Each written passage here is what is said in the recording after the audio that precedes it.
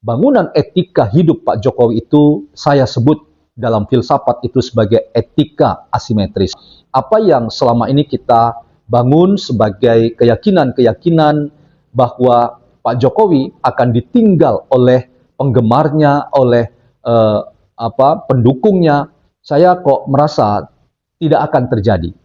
Kecewa boleh, tetapi pilihan Pak Jokowi yang dasarnya adalah pada penghayatan keagamaan, dan itu ditempatkan juga dalam konteks suasana bulan suci Ramadan, kemudian juga dalam konteks bangunan etika hidup yang dihayati Pak Jokowi yang saya tadi katakan bukan etika seperti yang biasa kita miliki, yaitu etika simetris, di mana kebaikan harus dibalas dengan kebaikan, dan kalau terjadi sebaliknya, maka tuntutan untuk mempersoalkan yang membalas kebaikan dengan kejahatan itu kemudian sering kita tunjukkan dan tampilkan dengan misalnya ya memprosesnya secara hukum, atau juga dalam koridor kita menempatkan aksi balas dendam yang kita anggap itu sesuatu yang normal, wajar. Tetapi Pak Jokowi berbeda. Saya mengajukan sebuah tesis bahwa bangunan etika hidup Pak Jokowi itu saya sebut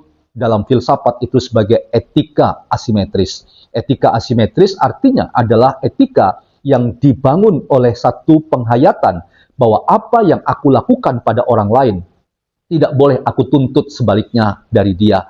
Memang Pak Jokowi ya adalah orang yang kita sebut sebagai korban dari fitnah yang begitu luar biasa, dihina sehina-hinanya, direndahkan serendah-rendahnya. Dan dalam konteks itu teman-teman, rasanya Pak Jokowi akan normal kalau ia akan membawa persoalan ini pada ranah hukum sampai ke pengadilan.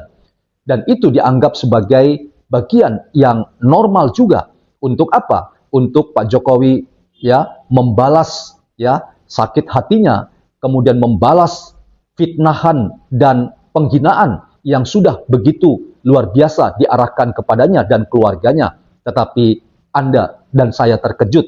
Ternyata pilihan Pak Jokowi berbeda dengan pilihan kita. Pak Jokowi ya memilih, dan itu disemangati oleh penghayatan keagamaannya dan pengalaman etika sebagai etika yang dihidupi Pak Jokowi yang saya sebut sebagai etika asimetris. Dan dalam konteks itu, etika asimetris Pak Jokowi yang mengagetkan kita itu adalah pilihan terbaik, bahwa rantai kekerasan itu harus diputuskan.